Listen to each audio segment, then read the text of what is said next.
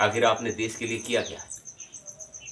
आपने 30 साल 40 साल सेवा ही तो की है देश के लिए, इससे ज़्यादा तो कुछ नहीं किया। अरे नेताओं को देखो भाई, 5 साल 10 साल सेवा करते हैं, सड़कें बनाते हैं, आपके लिए रोजगार निकालने का प्रयास करते हैं, कितना सारा तो आपके लिए करते हैं। उनको पेंशन क्यों नहीं मिलनी चाहिए?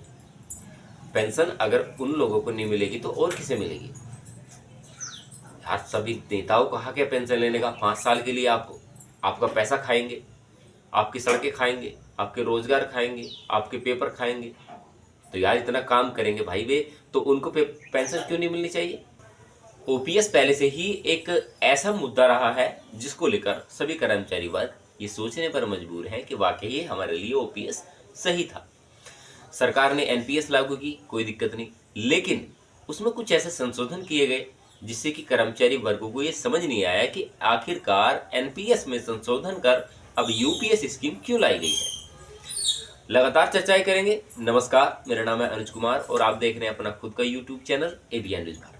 साथियों, अगर आप चैनल पर पहली बार आए हैं तो चैनल को लाइक एंड सब्सक्राइब जरूर करें, क्योंकि आज की जो वीडियो स्पेशल होने वाली है वो खास उन सभी कर्मचारियों के लिए होने वाली है जो इस मुहिम के साथ लगातार जुड़े हुए हैं या जो ये सोचने पर मजबूर है आज के टाइम में कि हमें जो एनपीएस के थ्रू पेंशन मिल पा रही है वो कहीं भी सही नहीं मिल पा रही है। तो आज पूरी वीडियो में इसी चीज पर चर्चा करने वाले हैं। ओपीएस कर्मचारियों को जल्द मिलेगी खुशखबरी। ऐसे काफी सारे आर्टिकल आपने देखे होंगे, लेकिन पहली कैबिनेट बैठक में पुरानी पेंशन बहाली का जो ऐलान हुआ उसके बारे में जानने का प्रयास करेंगे। बात है महाराष्ट्र से। उद्धव ठाकरे ने शिरडी में वादा किया कि शिवसेना सत्ता में आने के बाद पुरानी पेंशन योजना लागू करेगी। इस पर नाना पाटले ने भी समर्थन दिया और राजनीतिक प्रतिस्पर्धा दिखाई। शिवसेना यूपीटी के अध्यक्ष उद्धव ठाकरे ने हाल ही में अहमदनगर के शिरडी में एक महत्वपूर्ण घोषणा की, जिसमें उन्होंने सत्ता में वापसी कर पुरानी पेंशन योजना बहाल करने पर पुनः विचार करने की घोषणा कर डाली। यह घोषणा एक ऐसा कार्यक्रम में की गई जो विशेष रूप से सरकारी कर्मचारियों की इस महत्वपूर्ण मांग को समर्थन करेगा। पुरानी पेंशन योजना, जिसे नई पेंशन योजना एनपीएस से प्रतिस्थापित किया गया, कर्मचारियों को सेवानिवृत्ति के बाद आर्थिक सुरक्षा प्रदान करती थी। इस योजना के तहत कर्मचारी को गारंटी पेंशन मिलती थी जो उनके भविष्य को अधिक सुरक्षित बनाती थी। ठाकरे ने इस बात पर जोर दिया कि सरकारी कर्मचारी अपने पूरे जीवन काल में जनता की सेवा करते हैं और उन्हें सेवानिवृत्ति के बाद आर्थिक सुरक्षा की आवश्यकता होती है। कुछ राजनीतिक पार्टियां ऐसी हैं जो ओपीएस का विरोध भी कर रही हैं। इस कार्यक्रम में महाराष्ट्र प्रदेश कांग्रेस अध्यक्ष नाना पाटले ने भी भाग लिया और उन्होंने भी इसी दिशा में अपनी पार्टी की प्रतिबद्धता व्यक्त की। पटेल ने भाजपा पर इस योजना को समाप्त करने की आरोप लगाते हुए इसे फिर से लागू करने की दिशा में कांग्रेस के संकल्प को उजागर किया। अब मुझे पूरा मुद्दा जो देखने के बाद लगता है वो कहीं भी ऐसा प्रतीत नहीं होता कि वाकई कर्मचारियों को एनपीएस के थ्रू कोई फायदा अभी तक पहुंचा था। 20 साल का वक्त हमारा गुजर चुका है, लेकिन लगातार कर्मचारियों ने जो अपनी आवाज उठाई है। अब सेम है किस्सा यूपीएस का। यूपीएस के विरोध में भी कर्मचारियों ने लगातार आवाज उठाई है और जैसे कि जिस कैबिनेट में ये पास किया गया, पारित किया गया, उसी को लेकर कर्मचारियों ने अपनी आवाज बुलंद की और उसका वहीं पर विरोध प्रदर्शन शुरू कर दिया। कुछ कर्मचारी संगठन अभी शांत हैं क्योंकि वो ये सोच रहे हैं कि जो हमारा अभी इसका पारित होना बाकी है, यानी कि जैसे ही इसका परिणाम निकल कर आता है कि हमें इसमें बेनिफिट मिलेगा या नुकसान रहेगा। हालांकि कुछ कर्मचारियों का मत पहले ही इसमें साफ है कि हमें यूपीएस स्कीम नहीं चाहिए, हमें केवल पुरानी पेंशन योजना ओपीएस ही चाहिए, क्योंकि कर्मचारियों ने 20 साल से जो दंश झेला है वो इस चीज़ को जानते हैं कि जो हमारी आने वाली पीढ़ी है उसके लिए यूपीएस कैसा होने वाला है। यूनिफाइड पेंशन स्कीम में सबसे बड़ी दिक्कत है पेंशन को लेकर। पेंशन की जो समस्याओं का समाधान अभी तक हम ओपीएस के थ्रू करने का प्रयास करते थे वो हमें कहीं भी नजर नहीं आया। लगातार आपने वो किस्से सारे उठाए हैं और विजय कुमार बंधु जी ने भी हर सभा में कहा है कि हम ओपीएस किसी भी प्रकार से लेकर रहेंगे, लेकिन जब भी कोई नया अपडेट निकलता है वो कहीं ना कहीं सरकार इस चीज को ध्यान में रखकर बनाती है कि इसमें कुछ कर्मचारियों के बेनिफिट वाला हो। शायद अब जाकर कर्मचारी ये समझ चुके हैं कि ओपीएस का जैसा किस्सा पूरे देश में कहीं नहीं है। पुरानी पेंशन योजना का जो खेल उस समय पर बंद किया गया उसको लेकर कर्मचारी वर्गों ने लगातार अपनी आवाज उठाई, लगातार अपनी आवाज बुलंद की, लेकिन जब से यूपीएस स्कीम लागू की गई तब से कर्मचारी एनपीएस को सही बता रहे हैं। आप ये मानकर चलिए कि एनपीएस भी एक तरीके से सही स्कीम हो सकती थी, लेकिन कैसे?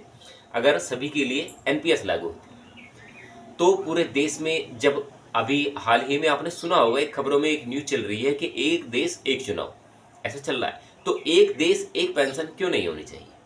ऐसा भी तो होना चाहिए। तो आपने एक चीज बड़ी नोटिस की होगी, सोशल मीडिया में एक चीज बड़ी वायरल है कि अगर कोई भी एक टॉपिक निकलता है तो वो सभी चैनल पर सभी लोग उसके पीछे लग जाते हैं बनाने के लिए, लेकिन कोई भी आपको सच्चाई से अवगत कराने का प्रयास नहीं करता। इसी वजह से जो सब्सक्राइबर हैं वो उनके ज़्यादा बनते हैं, जो आपको सच्चाई से अवगत नहीं कराता। और जो हमारे जैसे चैनल हैं, जितने भी चैनल हैं, वो इस चीज़ को लेकर चलते हैं कि हम जो अपडेट आपको दें वो सच्चाई के थ्रू आपको पहुंचाने की कोशिश करें, या जो रियलिटी के थ्रू बात करते हैं वो आपको बताने का प्रयास करें। अब यूपीएस स्कीम एक ऐसी स्कीम हुई है हमारे सामने पेश, जिसमें कि कर्मचारी वर्गों ने वाकई ही अपनी दिलचस्पी नहीं दिखाई। जिस तरह से कर्मचारियों ने ओपीएस के लिए अपनी आवाज़ उठाई, अगर इस प्रकार से एनपीएस को बंद करने के बाद हम यूपीएस स्कीम की अगर बात करें तो एनपीएस को एकदम से बंद नहीं किया जा सकता, ये बात आप सोच लीजिए।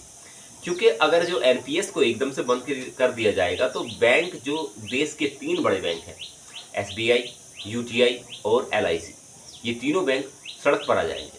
अभी हाल ही में आपने खबरें सुनी होंगी कि 60,000 करोड़ एलआईसी का गवर्नमेंट ने प्राइवेटाइजेशन कर दिया। आखिर ऐसा क्यों हुआ?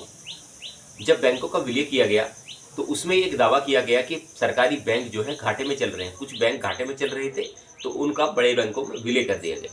तो यही बड़ा कारण था, क्योंकि जब भी कोई फेरबदल होगा तो उसका सीधा सीधा असर जनता पर पड़ने वाला है। एनपीएस अगर बंद होती है तो एनपीएस का जो आपका पैसा जमा है एनपीएस में, उन तीनों सरकारी बैंकों में जमा है और वो कहीं ना कहीं मार्केट में निवेश किया जाता है। तो अगर मार्केट निवेश की बात करें तो सरकार जो आपको पेंशन देती है वो मार्केट आधार पर नहीं दे पाती।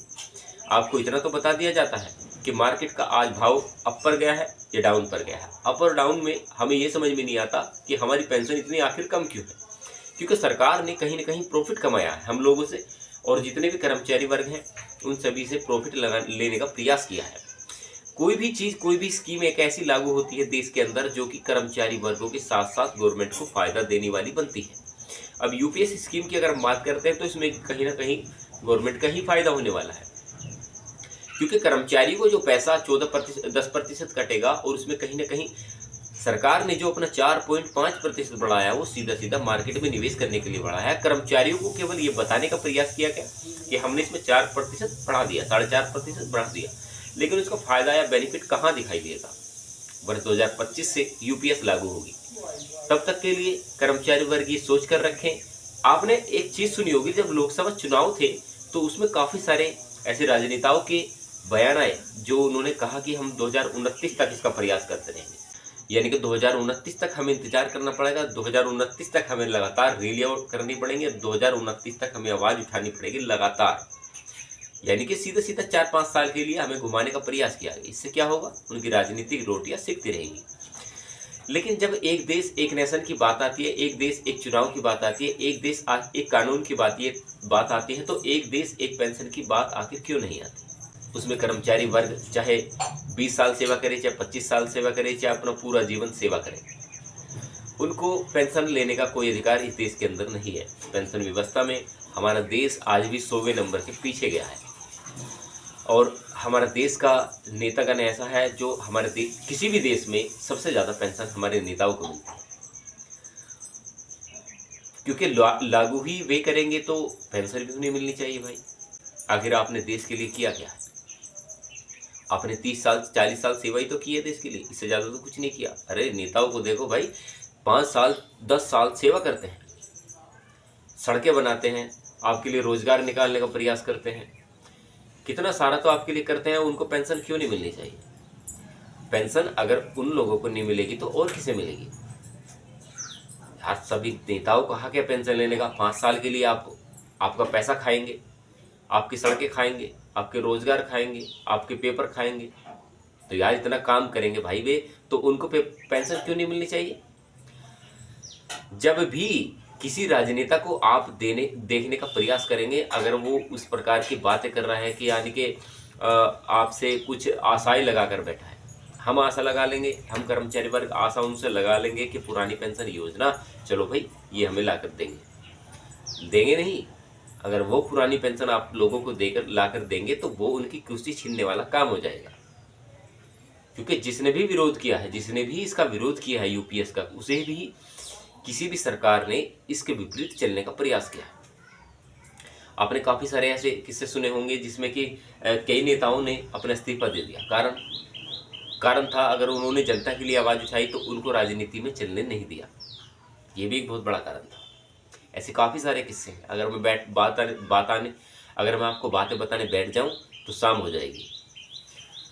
तो साथियों, हमने जब भी इस चीज़ को लेकर मुहिम चलाई है, कुछ कर्मचारी वर्ग ऐसे भी हैं जो इस चीज़ को लेकर मेरे विपरीत कमेंट्स करते हैं, फिर भी मैं कमेंट्स अपने बंद नहीं करता, कमेंट्स हमेशा ऑन रखता हूँ ताकि आप ये कमेंट्स कर सके और मैं सोच सकूँ कि जनता के मन में क्या है या उसके विचार क्या चल रहे हैं इस समय पर, या क्या जनता सोच रही है, किस प्रकार से कंटेंट लाने का मैं प्रयास करूँ कि जिससे अच्छे कमेंट्स लाऊँ और आपको बताने का प्रयास करूँ कि अब जो है इस चीज़ के बारे में आपसे ही नॉलेज मिले कुछ, कि अब पुरानी पेंशन योजना हम किस प्रकार लागू कर सकते हैं, उस चीज़ के बारे में थोड़ा सोचने का विचार कीजिए।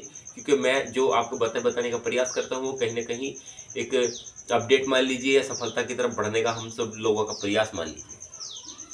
साथियों, हमेशा मिलते रहेंगे आपसे ऐसे ही नॉलेजेबल मुद्दे के साथ। मैं आपका छोटा भाई अनिश कुमार। चैनल सब्सक्राइब जरूर कर लेना भाई। तब तक के लिए जय हिंद।